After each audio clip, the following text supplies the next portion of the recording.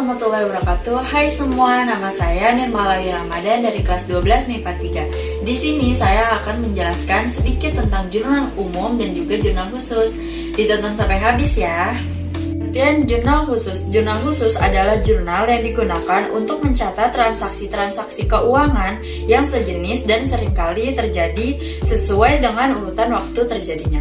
Sedangkan jurnal umum adalah jurnal yang digunakan untuk mencatat semua bukti data transaksi keuangan yang ada dari semua transaksi keuangan pada bisnis kamu dalam periode waktu tertentu. Jurnal umum berfungsi memberikan perintah atau petunjuk dalam proses memasukkan data ke buku besar. Di dalam jurnal khusus terbagi ke dalam 4 jurnal, yaitu ada jurnal pembelian, jurnal penjualan, jurnal pengeluaran kas, dan juga jurnal penerimaan kas. Nah, simak yuk contoh-contoh jurnal umum dan juga jurnal khusus. Jurnal pembelian yaitu untuk mencatat pembelian barang secara kredit. Jadi semua barang yang kita beli secara kredit kita catat di jurnal pembelian. Di sini ada contohnya, yaitu transaksi yang terjadi pada PT Rian Pribadi. Pada tanggal 10 April dibeli dari usaha dagang Permata barang dagang sebesar 15 juta. Baru dibayar tunai 10 juta, sisanya dibayar bulan depan. Di sini di keterangan kita tulis usaha dagang Permata. Pembelian 15 juta dan kas keluar 10 juta karena kita baru membayar secara tunai yaitu 10 juta. Kita masih mempunyai utang dagang sebesar 5 juta, kita tulis di sini. Pada tanggal 15 April dibeli barang dagang dari usaha dagang berlian sebesar 5 juta, syaratnya 2/10 N/30. Ini maksudnya apa sih? Maksudnya adalah 2/10 yaitu 2% potongan apabila kita membayar dalam jangka waktu 10 hari. Jadi semisal kita membeli barangnya di tanggal 20. Nah, sebelum tanggal 30 kita sudah membayar barangnya itu secara lunas. Jadi kita mendapatkan 2% potongan harga. Tapi di sini ada syaratnya itu N/30. Jadi kita masih punya waktu 30 hari sampai jatuh tempo pembayaran. Nah, kita tulis di sini usaha dagang berlian, syaratnya 2/10 N/30. Pembelian 5 juta. Karena kita di sini tidak membeli tunai, jadi kita tulis di sini utang dagangnya 5 juta. Jadi kalau misalnya di total di sini kalau di total di sini saldo di sini 20 juta. Dan di sini juga di kreditnya 20 juta. Jadi kalau ditulis ini saldonya yang debit ada 20 juta dan kredit 20 juta. Jadi udah balance ya yang di sini. Jurnal penjualan yaitu untuk mencatat penjualan barang secara kredit. Jadi apabila kita menjual barang secara kredit, kita tulis di jurnal penjualan. Di sini ada contohnya, yaitu transaksi yang terjadi pada PT Rian Pribadi. Pada tanggal 16 April dijual barang dagang kepada Tuan Andi sebesar 50 juta, syaratnya 1/10 N/30. Berarti 1% potongan apabila membayar dalam jangka waktu 10 hari. Jadi kita tulis di sini di keterangan Tuan Andi, syarat pembayarannya 1/10 N/30 piutang dagangnya, karena kita yang menjual berarti kita ngutangin kan, jadi ditulis di piutang dagang yaitu sebesar 50 juta, penjualan 50 juta. Di kreditnya karena kita belum menerima uang 50 juta itu, jadi kita tulis di kredit 50 juta. Nah, di sini pada tanggal 26 April dijual barang dagang kepada Nona Ana sebesar 3 juta, syaratnya 2/10 N/30. 2% potongan apabila membayar dalam jangka waktu 10 hari.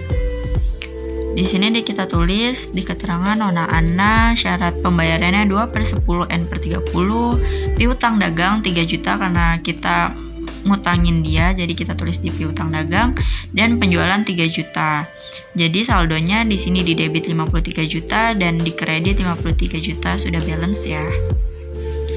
Jurnal pengeluaran kas yaitu untuk mencatat kas keluar. Jadi uang usaha kita yang keluar itu kita catat di dalam jurnal pengeluaran kas.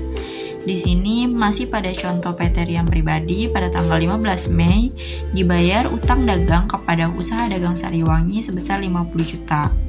Di keterangan kita tulis usaha dagang Sariwangi, utang dagang di kolom debit yaitu 50 juta dan kas keluar di kolom kredit yaitu sebesar 50 juta.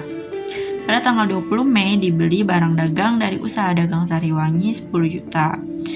Nah, karena kita membeli, jadi di sini kita tulis dulu di keterangan usaha dagang Sariwangi, di debit di sini di kolom pembelian yaitu sebesar 10 juta, dan di kredit kita tulis di kasnya keluar 10 juta. Nah, di sini pada tanggal 25 Mei dilunasi utang dagang atas pembelian pada tanggal 15 Mei sebesar 10 juta dengan syarat 2/10 N/30 kepada usaha dagang ABC. Di keterangan kita tulis usaha dagang ABC utang dagang yaitu 10 juta. Dan di sini ada potongan harga yaitu sebesar 200.000. Karena di sini kan syaratnya kita akan mendapatkan 2% potongan harga apabila kita membayar dalam jangka waktu 10 hari. Nah, dari tanggal 15 ke tanggal 25 itu kan 10 hari.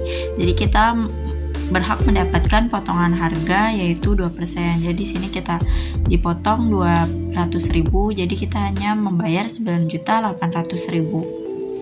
Nah, pada tanggal 30 Mei dibayar gaji karyawan sebesar 1 juta. Di sini kita tulis di kolom serba-serbi nama akun beban gaji, bukan di keterangan ya. Jadi di serba-serbi yaitu di nama akun ini beban gaji. Jumlahnya sebesar 1 juta. Di kolom kredit yaitu di kasnya kita tulis 1 juta. Di sini di debit saldonya 71 juta dan di kredit saldonya 71 juta. Jadi ini udah balance ya.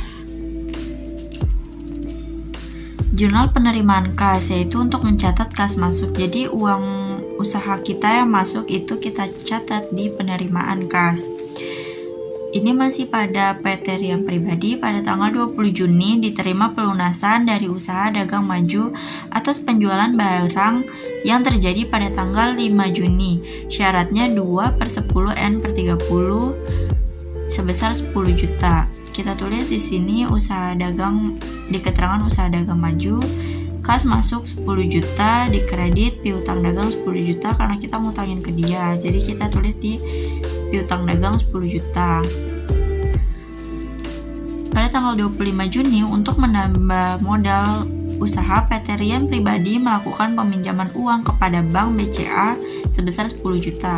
Di sini di keterangan kita tulis BCA karena kita meminjam uang, jadi kita tulis di debit yaitu di kas masuk 10 juta dan di kredit kita tulis di nama akun yaitu utang bank dan di jumlah 10 juta. Jadi di sini saldonya di debit 20 juta dan di kredit 20 juta dan ini udah balance ya. Jurnal umumnya itu mencatat retur pembelian dan juga retur penjualan. Nah, retur itu apa sih? Semisal nih, kita membeli barang, misal kita beli keripik, tapi pas sampai rumah ternyata keripik itu pas kita cobain amem atau nggak sesuai sama ekspektasi kita. Nah, kita bisa tuh ngembaliin barang itu ke tokonya. Jadi kita kembaliin ke tokonya dan kita minta diganti. Nah, itu namanya retur, yaitu pengembalian barang. Nah, di sini ada contohnya yaitu pada tanggal 21 Juni dikembalikan kepada usaha dagang makmur barang dagang yang sudah dibeli minggu lalu sebesar 500.000 karena tidak sesuai pesanan. Kita tulis di sini yaitu tanggal 21 Mei keterangan utang dagang. Di debit kita tulis 500.000 dan retur pembelian kita tulis di kredit 500.000 karena dia minta pengembalian dana karena pesanannya tidak sesuai, jadi kita tulis di kredit 500.000. Dan pada tanggal 22 Juni diterima kembali dari usaha dagang Santosa barang dagang yang sudah dijual minggu lalu karena rusak ketika pengantaran sebesar 1 juta. Di sini kita tulis tanggal 22 Mei keterangan retur penjualan debit 1 juta dan piutang dagang di kredit 1 juta. Jadi usaha dagang Santosa ini membeli barang di kita, tapi ternyata pas dalam proses pengantaran barang tersebut rusak dan dia minta barangnya diretur dan uangnya dikembalikan.